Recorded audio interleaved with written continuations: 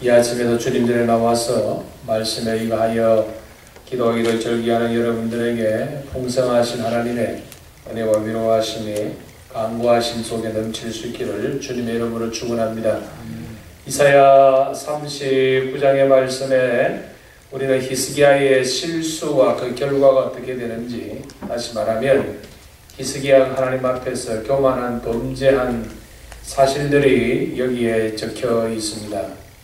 여러분, 우리가 참 하나님 말씀대로 뜻대로 산다고 자부하지만 우리가 늘 우리의 마음에서 내가 높아지고자 하는 교만함이 늘 우리를 힘들게 하지요.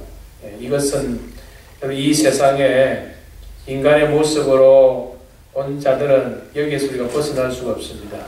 우리의 조상 아브라함이 그랬고, 이삭이 그랬고, 야곱도 그랬고, 또 우리의 원조인 아담이 그랬다는 것이죠. 하나님과 되고자 하는 것, 내가 어떤 이 되고자 하는 것, 그것이 우리가 늘 의식하고 거기에서 우리가 벗어나는 유일한 길은 하나님의 말씀으로 우리가 인도함을 받을 수밖에 없는데도 우리는 참 하나님의 뜻대로 말씀대로 살고 우리가 겸손한 모습으로 산다 하면서도 지나가 보면 또 교만했고, 또 내 자신이 나왔고, 또 내가 남을 판단하고 정죄했던 우리의 죄성으로 인하여 또다시 괴로워하는 그것이 참 우리의 본연의 모습이 아닌가 싶습니다.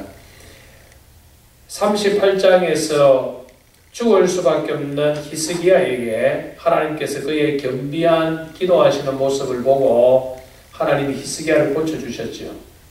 그러니까 죽을 병에서 살았다는 히스기야의 그 완쾌한 소식을 듣고 오늘 본문은 발라단의 아들 무로닥 발라단이 히스기야를 찾아왔다 말씀합니다. 근데 여러분, 이 바벨론은 그 당시에는 아수르의 한 부분입니다. 아수르의 한 속국인데 이제 이 바벨론이 아수르를, 자기를 지배하는 아수르를 이제 정복하고 바벨론이 곧 아수르 대신으로 하여 세계의 백권을 지는 그런 역사가 이제 일어나기 얼마 전에 일어난 사건이 여기 39장에 기록이 되어 있는 것이죠. 그때에 바벨론의 사절들이 히스기야 왕을 찾아온 것은 히스기야 왕의 병이 회복된 직후였다. 과연 이들이 정말 얼마나 히스기야를 잘 알고 얼마나 히스기야를 사랑해서 진심으로 저의 병 완쾌함을 저들이 빌었느냐. 여러분, 히스기야가 좋아서 히스기야를 존귀하게 여겨서 여호와 하나님을 두려워해서 히스기야를 찾아왔느냐? 아니라는 겁니다.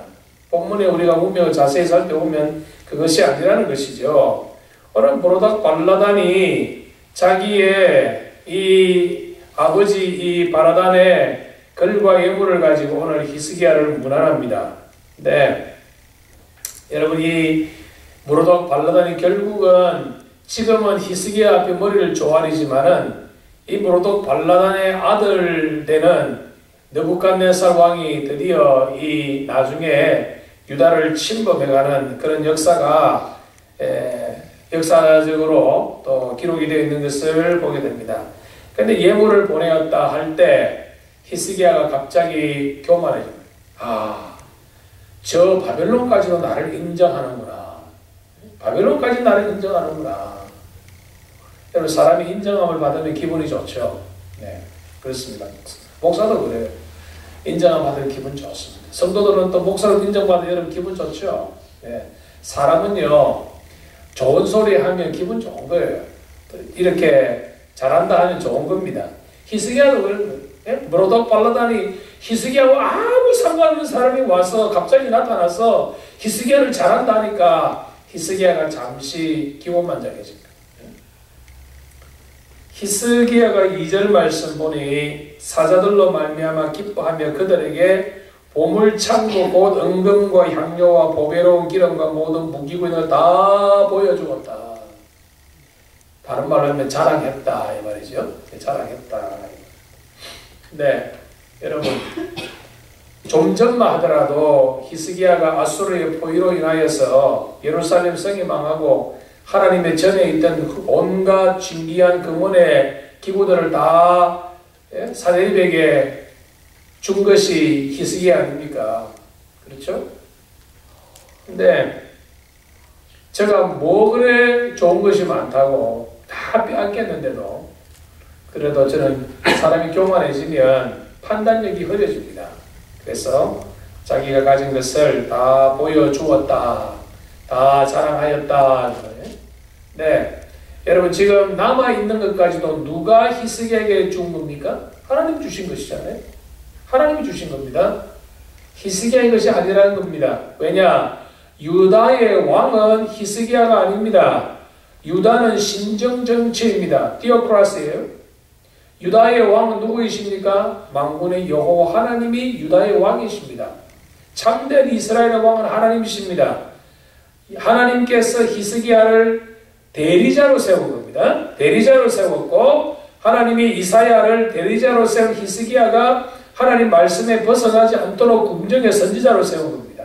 그러므로 여러분 우리가 열왕기에 보면은 반드시 하나님께서 왕들을 세울 때 왕들만 세우는 것이 아니고 궁정의 선지자 내지 선견자들을 세우셨다. 왕의 국사로 왕사로 삼아서 하나님 말씀에서 벗어나지 않도록 하나님이 하셨다. 그러므로 오늘 히스기야가 보여주는 이 모든 보물들은 히스기야의 것이 아닌 하나님의 것입니다. 그런데 히스기야는 자기의 것으로 착각하고 하나님 앞에 주신 은혜를 제가 하나님을 모르는 불신자들에게 자신의 교만과 자신의 자랑을 위해서 악용했다. 여러분 우리 하나님께서는요 당신의 영광을 빼앗기시는 것을 가장 싫어하십니다. 모세가 제가 그렇게 꿈에도 그리던 40년 광야 생활 이후에 가나안 땅에 들어가지 못한 직접적 이유를 성경은 하나님께 돌릴 영광을 자기가 취해 내가 이 반석에서 물을 내랴. 여호와 하나님께서 물을 내시는 건데 내가 내랴. 그것 때문에 결국은 그렇게도 바라고 원했지만은 가나안에 들어가지 못했고 그것으로 너가 할 일 끝났다 하나님 말씀하셨습니다. 히스기야도 오늘 동일한 범죄를 그리고 또 우리가 보면 다윗도 그러한 범죄를 하면 하물며 우리들이랴. 하물며 우리들이랴. 3절에 이에 선지자 이사야가 여기에 그냥 이사야가 해도 되는데 왜 선지자 이사야가 했냐 이 말이에요. 하나님의 책망의 말씀을 가지고 이사야가 히스기야를 찾아갑니다. 근데 본문에 보면 히스기야에게 이사야가 세 가지 질문을 합니다. 첫 번째는 뭐죠? 3절에 선지자 이사야가 히스기야 왕에 묻되 그 사람들이 무슨 말을 하였으며 첫 번째 무슨 말을 하였으며 두 번째 질문은 뭡니까? 어디에서 왔으며 세 번째는 뭐지요? 4절에 나왔죠? 무엇을 보았나이까? 세 가지 질문합니다. 무슨 말을 했으며 어디에서 왔으며 무엇을 보았습니까? 여러분 이사야가 왜 이 질문 이사야가 지금 하나님 선지자인데 그 내용을 몰라서 지금 이사야가 이 질문을 히스기야 합니까? 아닙니다. 여기 여러분 지금 히스기야의 본연의 잘못하는 것만 하나님의 냉엄한 아주 심판의 말씀하죠. 그들이 무슨 말을 했느냐? 하나님 나라에게 참으로 필요한 하나님의 뜻을 강구하는 말을 했느냐? 누가 하나님께서 보내어서 왔느냐? 그리고 너가 그들이 무슨 말을 하였으며 어디서 왔음에 대하여 너가 무엇을 보여주었느냐? 성도 여러분, 오늘 우리 하나님 앞에서 이 세 가지 질문은 우리 인생에 있어서 늘 우리가 되돌아가 봐야 될 질문이다. 무슨 말을 하였으며 어디에서 왔으며 무엇을 보여주었느냐? 그런데 히스기야는 이사야의 첫 번째 질문에 관해서는 아무 말도 안 합니다. 그들이 무슨 말을 하였는지 저는 아무 말을 하고 있지 않습니다. 근데 오늘 본문에서 히스기야가 자기의 모든 걸 다 보여주었다 하는 이것을 역대하 32장에서는 하나님이 히스기야를 시험하사 말씀합니다. 하나님이 저를 시험하사 성도 여러분, 오늘 이 세 가지 질문에서 첫 번째 질문에 관해서는 히스기야가 아무 말을 못합니다. 왜 말을 못하죠? 저도 양심에 찌리는. 그렇죠? 두 번째 질문에 관해서 히스기야가 답을 하죠. 어디에서 왔습니까? 예, 여기서는 히스기야가 자신있게 대답합니다. 그 멀리만, 그 멀리 그 바벨론에서 나를 찾아왔다는 거예요. 그러니까 이 말 속에 우리가 또 세 가지를 생각해 볼 수 있어요. 첫 번째는 뭡니까?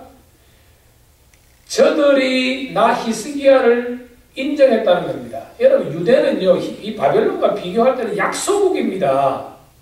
육신의 눈으로 볼 때는 저 거대한 바벨론이 우리의 이 유다의 이 약소한 이 나라를 찾아온 것을 볼 때에 나를 인정해 준다는 거예요. 나를 인정해 주니까 그 멀리서 왔지요. 두 번째는 뭡니까? 지금까지는 우리가 애굽을 우리의 도민대로 삼았는데 이제 이 히스기야의 마음이 슬쩍 바벨론과 함께 동맹하고 싶은 마음이 있는 거예요. 그러니까 여러분, 이 바벨론은 유다를 이용해서 아수르를 침해에 있어서 저희가 이 군사 동맹을 하는 마음이 있는 거예요. 그러니까 하나님의 나라인 이스라엘은 모든 일을 정치와 경제와 문화, 사회적인 모든 것을 영적으로 해석하여 하나님 원하시고 기뻐한 뜻대로 해야 되는데 히스기야는 잠시 자기가 이스라엘의 참 주인인 것을 착각하고 하나님의 뜻을 묻지 아니하고 자기의 임의대로 행한 것, 그것을 하나님이 지금 이사야를 통하여 책망하고 있는 것을 보게 됩니다. 그리고 바벨론에서 왔다는 것을 생각할 때에 히스기야가 또 하고 싶다는 건 뭡니까? 저들이 그 멀리서 나를 이렇게 문하러 왔다고 하면 나도 저들을 잘 대접해야 되지 않겠습니까? 내가 저들을 대접했는데 그건 뭐 잘못한 게 있냐 이 말입니다. 내가 오라 해서 온 것도 아니고 자기들이 원해서 왔는데 나를 이렇게 극진히 대접해 주니 나도 손님을 잘 환대해야 되지 않겠습니까? 그 말입니다. 그리고 세 번째는 설마 그 멀리 있는 바벨론 우리를 치러 오겠습니까? 그러니 선지자 이사야 너무 과민하게 예민하게 반응하지 마옵소서. 그런데 지금 이사야가 단순히 궁금해서 히스기야에 찾아와서 묻는 것이 아닙니다. 책망하기 위해서 하나님의 계시의 말씀을 가지고 왔죠. 5절에 이사야가 히스기야에게 이르되 왕은 만군의 여호와의 말씀을 들으소서. 그냥 하나님의 말씀은 만군의 여호와의 말씀이라고 합니다. 여러분, 제가 자주 말씀드립니다만 성경에 하나님께서 당신 스스로 만군의 여호와로 소개하실 때에는 어떤 심판적인 것이 있다. 싸우시는 하나님이다. 심판하시는 하나님이시다. 6절에 보라, 날이 이르니 내 집에 있는 모든 소유와 내 조상들이 오늘날까지 쌓아둔 것이 모두 바벨론으로 옮긴 바 되고 남을 것이 없으리라. 너가 보여준 그것이 그대로 다 빼앗기리라. 두 번째, 하나님의 심판의 말씀이 앞으로 태어난 너희들의 자손들 중에 몇몇이 바벨론에 끌려가서 그 나라의 황관이 되리라. 그런데 이 말씀을 들은 히스기야가, 여러분 8절에 히스기야의